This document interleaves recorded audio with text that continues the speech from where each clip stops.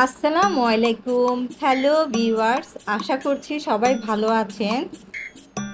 প্রতিদিন পড়ালেখা পড়াশোনা শিশুদের জীবনে একঘেয়েমি তো আসতেই পারে, এটাই স্বাভাবিক। আজ আমরা দেখাবো পড়ালেখার পাশাপাশি ওদের চিত্ত বিনোদনের জন্য আমাদের কি কি করা উচিত অথবা আমরা কি কি করতে পারি। আমরা আমাদের শিশুদেরকে নিয়ে প্লেগ্রাউন্ড বা খেলার মাঠ, পার্ক অথবা কোনো রিসোর্টে যেতে পারি, যেখানে ওরা খেলাধুলার পাশাপাশি সুন্দর কোনো জায়গা ভ্রমণের আনন্দ উপভোগ করবে। এতে মানসিক প্রশান্তি, স্বস্তির পাশাপাশি মেধার বিকাশও হয়ে থাকে।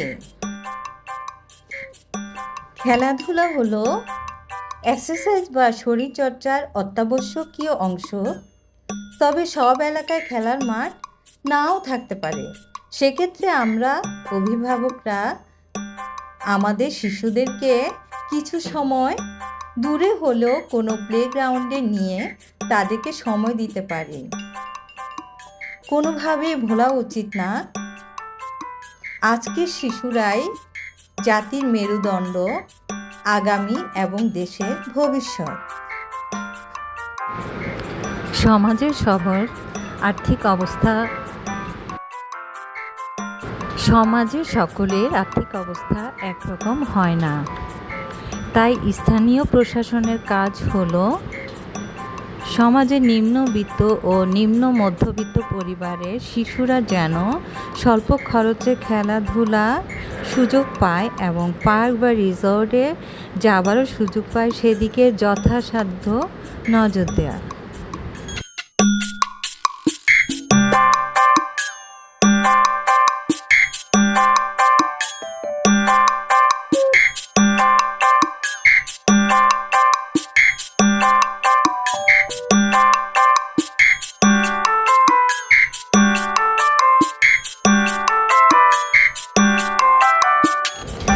আমরা শিশুদেরকে ফিশিং বা মাছ ধরার মতো আনন্দদায়ক কাজে উৎসাহিত করতে পারি।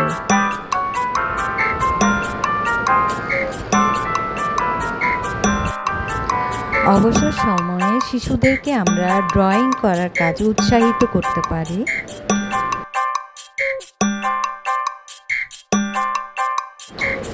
ছুটির দিনগুলোতে আমরা বাচ্চাদেরকে নিয়ে বিভিন্ন স্থাপনা, নামি দামি স্থাপনা, ঐতিহাসিক স্থাপনাগুলো দেখাতে নিয়ে যেতে পারি। এতে ওরা স্থাপনা দেখার আনন্দও পাবে, আর সাথে সাথে তাদের মানসিক এবং বুদ্ধির বিকাশও সম্প্রসারিত হবে।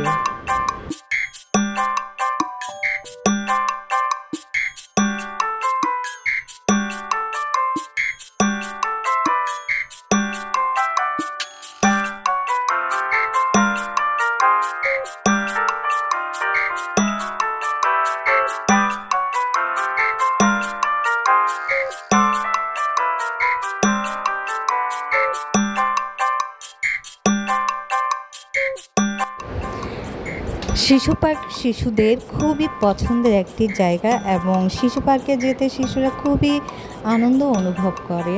সেজন্য যথাসাধ্য আমরা তাদেরকে মাঝে মধ্যে শিশু পার্কে নিয়ে গিয়ে আনন্দ দিতে পারি।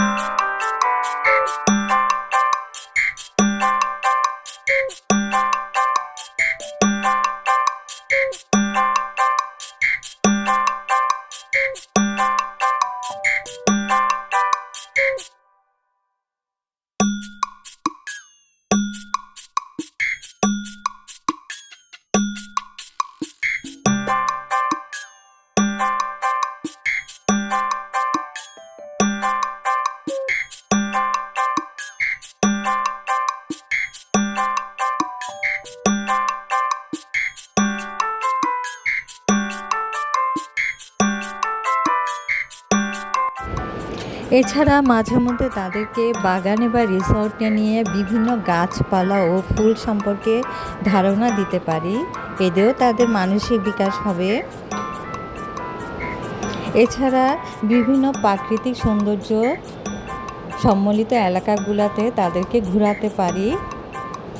গৃহসজ্জার বিষয়ে তাদেরকে ধারণা দিতে পারি এবং এইসব কাজে তাদেরকে নিযুক্ত করতে পারি। শিশুদেরকে নিয়ে আমরা চিড়িয়াখানায় যেতে পারি, যেখানে তারা বিভিন্ন পশু পাখির সাথে পরিচিত হতে পারে। সবাইকে অনেক অনেক ধন্যবাদ।